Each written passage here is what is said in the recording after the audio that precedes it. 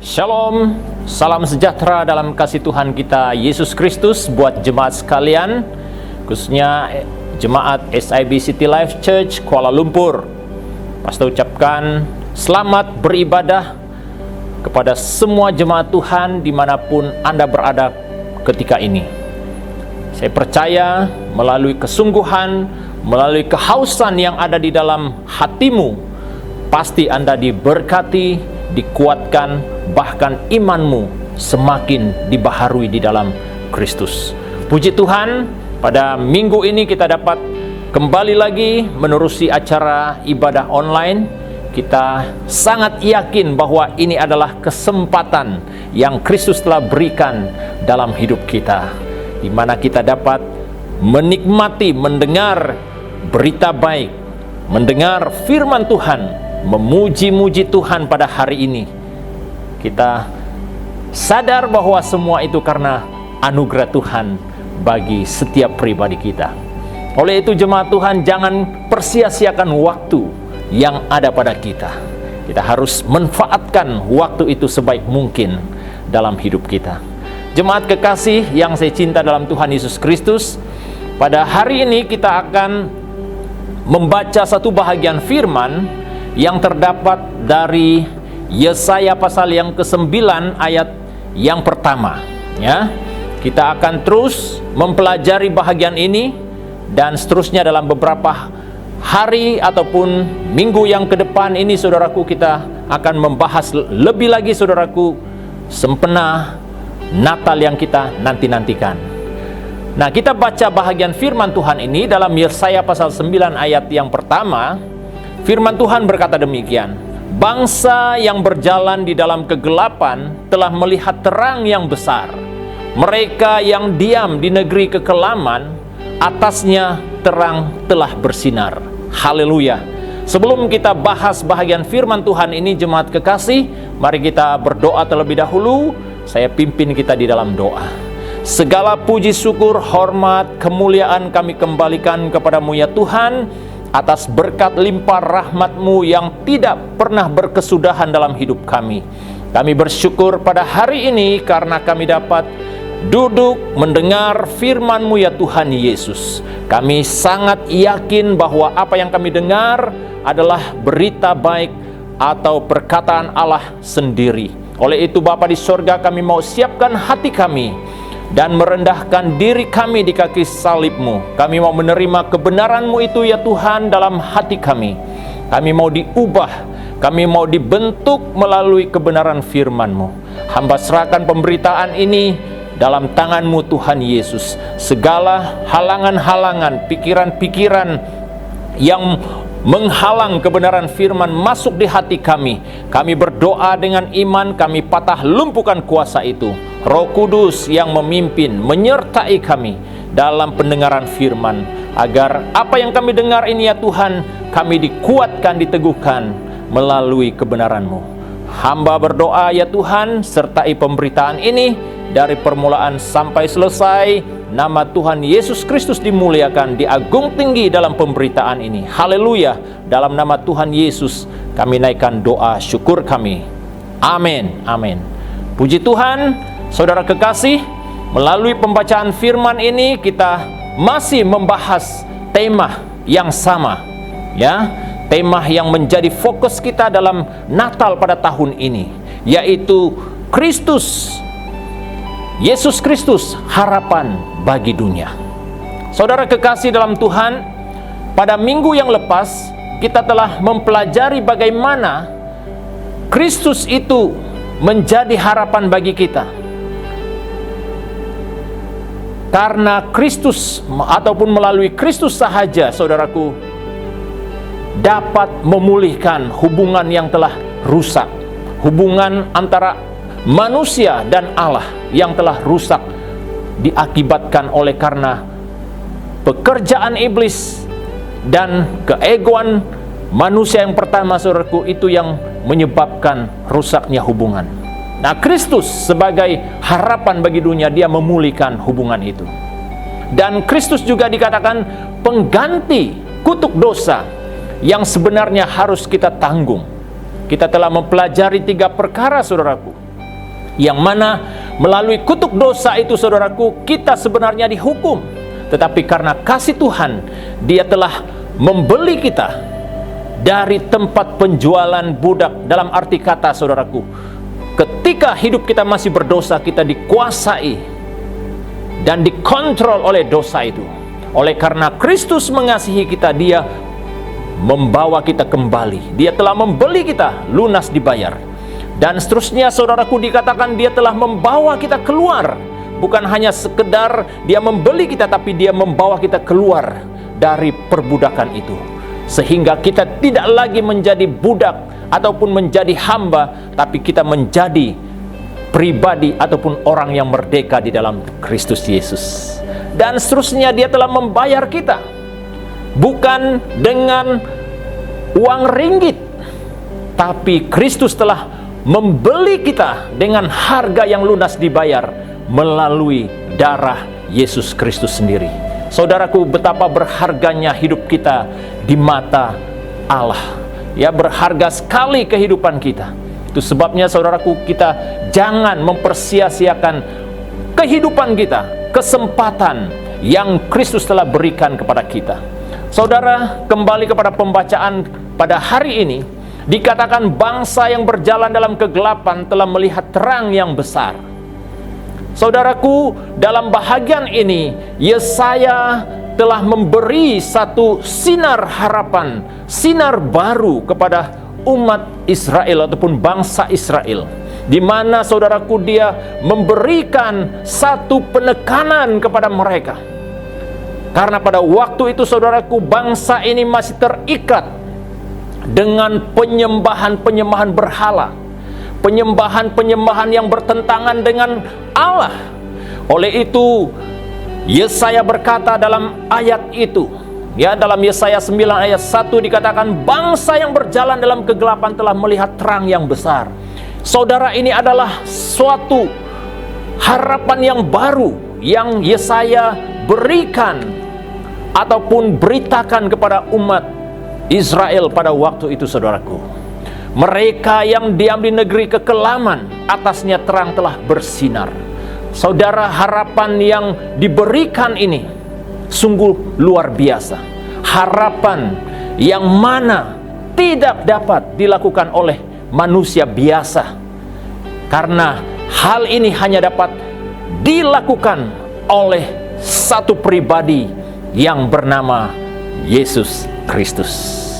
Itu sebabnya, saudaraku, pada campaign Natal kita kali ini, saudaraku, kita benar-benar ingin fokus kepada Kristus selaku pengharapan kita. Dalam teks yang menjadi teks rujukan kita, dalam Yesaya pasal 5 dikatakan, sebab seorang anak telah lahir untuk kita, seorang putra telah diberikan untuk kita. Lambang pemerintahan ada di atas bahunya, dan namanya disebut orang penasehat ajaib, Allah yang perkasa, Bapa yang kekal, Raja damai. Saudaraku, dalam teks ini juga sangat jelas memberitahukan kepada kita bahwa ada pribadi yang namanya Yesus Sang Penyelamat. Dialah yang menjadi harapan bagi kita. Kita lihat pendahuluan daripada khotbah pada hari ini, saudaraku. Dikatakan Yesus Kristus telah memberikan kepada kita suatu jaminan. Dan Dia berkata, barang siapa mengikut aku, ia tidak akan berjalan dalam kegelapan, melainkan dia akan mempunyai terang hidup. Saudaraku, ini sinonim dengan apa yang telah kita baca sebentar tadi. Bangsa yang berjalan dalam kegelapan, kata Yesaya pasal 9 ayat 1, telah melihat terang. Siapa yang dikatakan terang di sana, saudaraku? Itulah Yesus Kristus yang disebut harapan bagi dunia ini. Saudara kekasih dalam Tuhan, kita lihat seterusnya dikatakan kita harus meletakkan seluruh harapan kita kepada Yesus Kristus. Seluruh, bukan separuh, bukan setengah-setengah, saudara. Tapi seluruh harapan kita harus serahkan kepada Yesus Kristus. Selain Dia, saudaraku, dikatakan tidak ada harapan lagi. Selain Kristus tidak ada harapan. Selain Dia tidak ada objek iman. Siapa yang menjadi objek iman kita selama ini, saudaraku? Nah, saudaraku harus jawab dalam hatimu dengan iman. Apa yang menjadi objek imanmu selama ini? Kekuatanmu, kemampuanmu berpikir, harta kekayaanmu, kedudukanmu, pangkatmu, apakah itu yang menjadi objek iman dalam hidup kita selama ini? Kalau itu yang menjadi objek iman kita, saudaraku, kita adalah pribadi yang benar-benar perlu Kristus dalam hidup kita. Karena dikatakan di sana bahwa Yesus Kristus saja satu-satunya yang harus menjadi objek iman kita. Selain Dia tidak ada sesuatu yang dapat kita pandang. Kita hanya pandang Dia, saudaraku. Kalau kita pandang hal-hal yang ada di sekitar kita, yang ada di dalam dunia ini, saudaraku, yang kita ingin andalkan, yang kita ingin jadikan harapan kita, kita adalah pribadi yang akan kecewa satu saat nanti. Tapi Alkitab katakan kita harus pandang Kristus sebagai harapan kita. Alkitab mengatakan mereka tidak melihat apa-apa kecuali melihat Yesus sendiri. Puji Tuhan. Inilah yang ingin kita miliki dalam hidup kita, saudaraku. Kita mau melihat Yesus sebagai pribadi yang benar-benar menjadi objek kita, menjadi objek iman kita. Saudara, daripada tema ini kita akan mempelajari 2 poin pada hari ini, saudaraku. Yang pertama, mengapa Kristus disebut pengharapan bagi dunia ini? Yesus Kristus adalah Tuhan dalam hidup. Ya, ini sesuatu yang luar biasa. Dia adalah Tuhan dalam hidup kita. Berarti di luar hidup kita, saudaraku, di luar Dia, saudaraku, tidak ada kehidupan.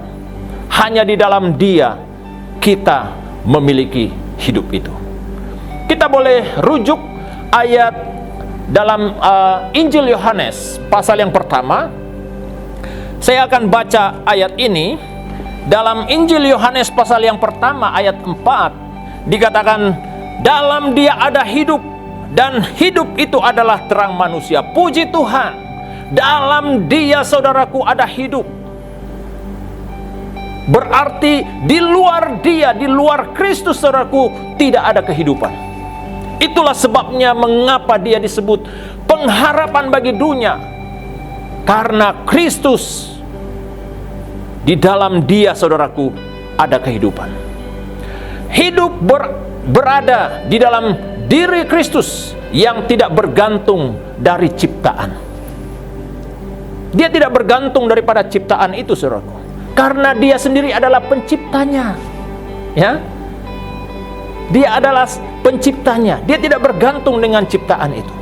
Itulah buktinya, saudaraku, bahwa Kristus yang kita sembah, Kristus yang kita muliakan itu, Dia tidak bergantung dari ciptaan.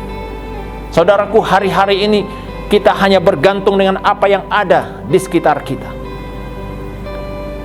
Berita baik yang kita dengar pada hari ini, saudaraku, orang yang ada di dalam Yesus Kristus, saudaraku, ada harapan yang pasti, saudaraku. Dikatakan Yesus Kristus adalah Tuhan di dalam hidup, berarti Dia akan memimpin semua orang yang hidup di alam kehidupan Dia. Berarti di dalam Dia, saudaraku, Dia yang memimpin kita, Dia yang guide kita, saudaraku. Itu sebabnya dalam Mazmur 23 berkata bahwa Tuhan adalah gembalaku, takkan kekurangan aku, kata firman. Ia menuntun aku dan membaringkan aku di padang rumput yang hijau. Saudaraku, itulah gambaran ketika kita hidup di alam Dia, saudaraku, kehidupan yang indah akan kita nikmati, saudaraku. karena dia dikatakan mengalahkan kuasa kematian. Itu sebabnya Kristus adalah Tuhan di dalam hidup. Dia telah mengalahkan kuasa kematian. Saya baca bahagian firman ini dalam 1 Korintus 15, ya, dalam 1 Korintus 15 ayat 26 berkata demikian, musuh yang terakhir yang dibinasakan ialah maut. Haleluya. Musuh yang terakhir yang dibinasakan oleh Kristus ialah maut. Saudara kekasih dalam Tuhan, ketika kita membaca beberapa buku berkaitan dengan orang-orang hebat di dunia, saudaraku, ya, contohnya di manakah pendiri-pendiri agama lain, di manakah para filosofi yang lain, di manakah budayawan yang lain, ya, di manakah pemikir-pemikir terbesar dunia sepanjang sejarah. Apa jawabannya, saudaraku? Mereka sudah mati. Mereka sudah berada di tempat semadi orang-orang, tempat bersemadinya orang-orang yang sudah mati. Saudaraku, itu berkata tentang bahwa keberadaan manusia itu, saudaraku, tidak akan kekal. Sehebat manapun manusia, itu tidak akan kekal. Tetapi Kristus yang dikatakan dalam Dia ada hidup, saudaraku. Apa yang Kristus lakukan? Dia telah mematahkan kuasa maut itu. Dan saat ini Kristus yang kita sembah bertakhta di sorga. Dia hidup, saudaraku. Itulah sebabnya mengapa Kristus harus menjadi pengharapan bagi saya, bagi kita pada hari ini, saudaraku. Karena Dia adalah Allah yang hidup. Yesus Kristus adalah Tuhan dalam hidup, berarti Yesus adalah satu-satunya hidup yang tidak dapat mati. Ya, dalam 2 Timotius pasal 1 ayat 10, kalau kita baca ayat itu, dikatakan oleh Yesus Dia mendatangkan hidup yang tidak dapat binasa. Berarti peneguhan yang sangat jelas pada hari ini, saudaraku, Kristus menjadi harapan kita karena Dia adalah Allah yang hidup. Dia bukan Allah yang mati. Saudara kekasih, berikut kita lihat poin yang kedua. Kristus dikatakan pengharapan bagi dunia. Kristus telah menaklukkan iblis dan akibat dosa. Ini yang Kristus lakukan. Mungkin kita boleh katakan bahwa kita adalah pribadi yang hebat. Kita adalah pribadi yang luar biasa cara berpikir kita, dan multi talent dan lain-lain sebagainya. Tapi belum tentu, saudaraku, kita dapat menaklukkan iblis dan akibat dosa. Tapi pribadi yang disebut Yesus Kristus, Dia yang telah melakukan hal ini. Dia telah menaklukkan iblis dan akibat dosa. Dalam 2 Korintus pasal 5 ayat 21, ya, saya juga baca bahagian ini dalam 2 Korintus 5 ayat 21. Dia yang tidak mengenal dosa telah dibuatnya menjadi dosa karena kita, supaya dalam Dia kita dibenarkan oleh Allah. Haleluya. Ini yang Kristus lakukan. Dia menaklukkan iblis dan akibat daripada dosa itu. Berarti, saudaraku, kalau kita lihat kembali daripada kitab Yesaya 53 ayat 3 hingga 5, saudaraku, dikatakan di sana, Ia dicelah dan dihina. Itulah jalan penaklukan yang Kristus lakukan. Dia dicelah, dihina, saudaraku. Ia kena luka dan hancur. Itu yang Kristus tanggung. Ia disengsarakan. Bukan karena Dia adalah penjenayah, bukan oleh karena Dia melakukan kesalahan, tetapi Dia disengsarakan oleh karena pelanggaran saya, pelanggaran kita, saudaraku. Itu yang Kristus lakukan. Itu yang Kristus perbuat, saudaraku, dalam dia menaklukkan iblis dan akibat dosa. Ia terkena tulah dan hukuman. Sebenarnya semua yang terjadi atas Kristus itu, saudaraku, sebenarnya itulah yang kita tanggung, saudara. Dikatakan ia dihancurkan dan disakiti. Yang sangat mengerikan, saudaraku, kuburannya berada di antara orang kafir, orang yang tidak mengenal Allah. Saudaraku, inilah pengorbanan yang Kristus telah lakukan sebagai penyelamat, saudaraku. Dia bukan hanya datang mau dihormati, mau disembah, mau diagung-agungkan, tapi dia datang, saudaraku, dalam kesederhanaannya, saudaraku, sebagai manusia, mengambil rupa seorang manusia, dikatakan firman, sehingga dia sanggup melakukan hal-hal yang sangat menjijikkan demi keselamatan saya dan kita semua. Itulah yang Kristus lakukan, saudaraku. Dia menaklukkan iblis dan akibat dosa yang harus kita tanggung sebenarnya, saudaraku. Dan seterusnya, apa yang Kristus lakukan, apa yang Kristus telah perbuat adalah untuk menebus kita.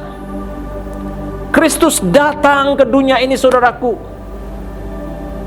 bukan untuk sesuatu kepentingan dirinya, tetapi dia datang supaya kita ditebus oleh Yesus Kristus sendiri.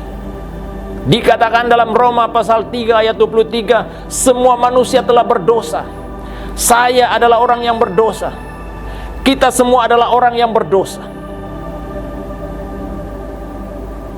Saudara, berita yang menggembirakan kita, Kristus datang supaya kehidupan yang berdosa itu benar-benar dibebaskan dan kita lepas daripada kehidupan itu, saudara. Dikatakan Yesus telah perbuat apa yang Yesus telah perbuat untuk menebus kita. Upah dosa adalah maut. Dalam Roma pasal 6 ayat 23, setiap orang yang tidak bertobat dan terus hidup dalam dosa, saudaraku, akhir hidupnya itu akan menemukan hukuman kekal, yaitu maut, saudaraku. Tapi Kristus datang supaya hal itu tidak terjadi atas hidup kita. Kematiannya membuktikan kasih Allah akan dunia ini. Kita sudah tahu bahagian firman Tuhan ini dalam Yohanes 3 ayat 16, saudara.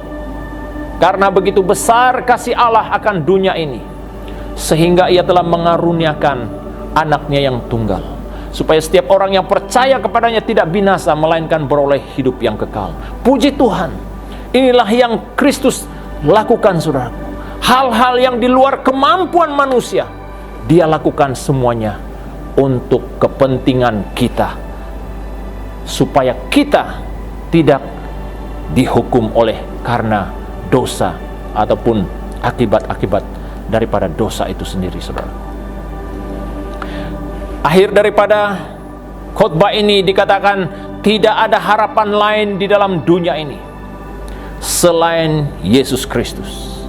Hanya dalam Dia dan oleh Dia sesuai janji firman-Nya, Yesus berkata, barang siapa mengikut aku, ia tidak akan berjalan dalam kegelapan, melainkan dia akan mempunyai terang hidup. Terang hidup itu berkata tentang keselamatan. Kalau dalam bahasa aslinya dikatakan Zoe, saudaraku, itu berkata tentang kehidupan yang tidak akan berakhir.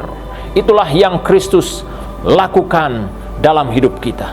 Dia memberi kehidupan yang kekal untuk saya, untuk kita semua.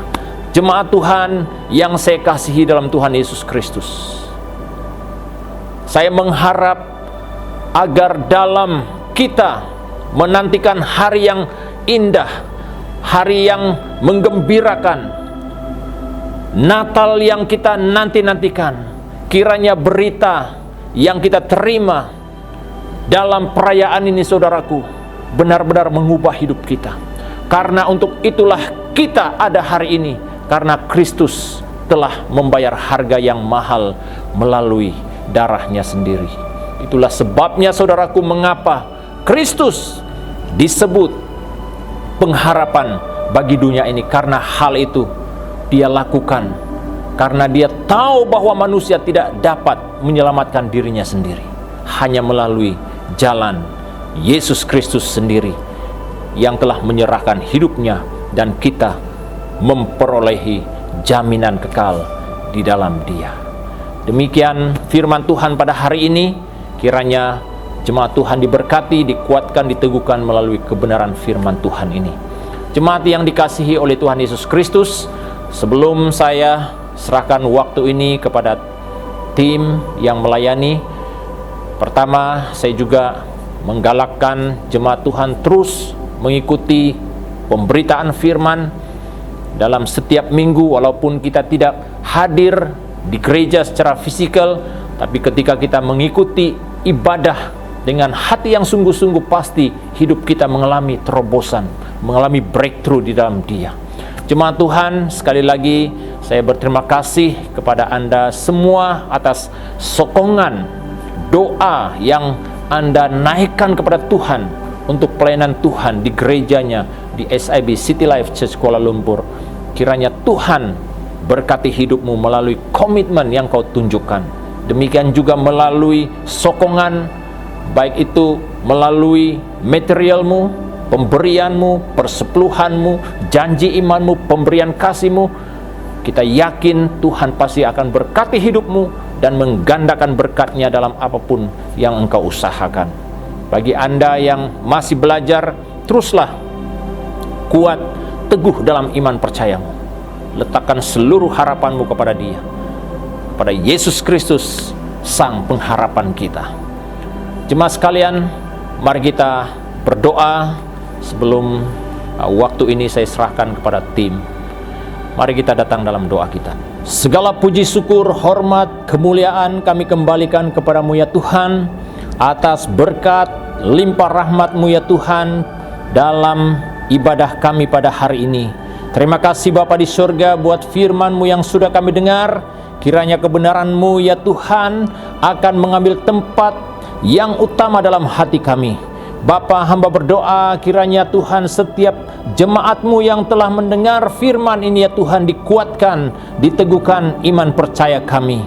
Bapa, hamba juga berdoa khusus untuk jemaat sekalian yang mungkin berada dalam keadaan yang kurang sehat, sakit. Hamba berdoa dalam nama Tuhan Yesus, Kau berkuasa, jamah sembuhkan setiap sakit penyakit kami Bapa di surga. Bapa, kiranya melalui kuasa darah-Mu Tuhan, kami dapat kekuatan, kesembuhan itu ya Tuhan. Bapa, hamba juga ingat jemaat sekalian yang meneruskan komitmennya Tuhan dalam hal memberi untuk pelayanan Tuhan di gereja-Mu di SIB City Life Church Kuala Lumpur. Tuhan berkati setiap anak-anak Tuhan yang setia melakukan bahagiannya Tuhan untuk memberi sokongan buat pelayanan Tuhan di tempat ini. Hamba yakin Tuhan sesuai dengan janji firman-Mu bahwa Engkau akan melipat gandakan berkat-Mu bagi setiap orang yang setia memberi di rumah-Mu Bapa di surga. Hamba juga berdoa Tuhan untuk setiap usaha pekerjaan jemaat sekalian, Tuhan berkati mereka Bapa di surga. Bapa, hamba juga serahkan dalam tangan-Mu ya Tuhan untuk jemaat sekalian dalam usaha pekerjaan di hari-hari dan minggu yang akan datang. Tuhan Kau jaga, Tuhan Kau pelihara kami Bapa di surga. Engkau lindungi kami Tuhan dengan kuasa darah-Mu Tuhan Yesus. Kami dijauhi daripada segala rencana jahat manusia dan juga sakit penyakit. Biarlah ya Tuhan kami sentiasa berada dalam keadaan selamat oleh karena tangan kuasa-Mu yang menopang kami Bapa di surga. Terima kasih Bapa di surga atas segala berkat-Mu ya Tuhan yang tidak pernah berakhir dalam hidup kami. Terima kasih Bapa di sorga, terpujilah namamu Tuhan Yesus. Kami naikkan doa syukur kami hanya di dalam nama Tuhan Yesus Juru Selamat kami yang hidup. Kami sudah berdoa. Haleluya, haleluya. Amin, amin. Terima kasih. Kiranya Tuhan Yesus memberkati. Jumpa Anda di minggu hadapan. Shalom.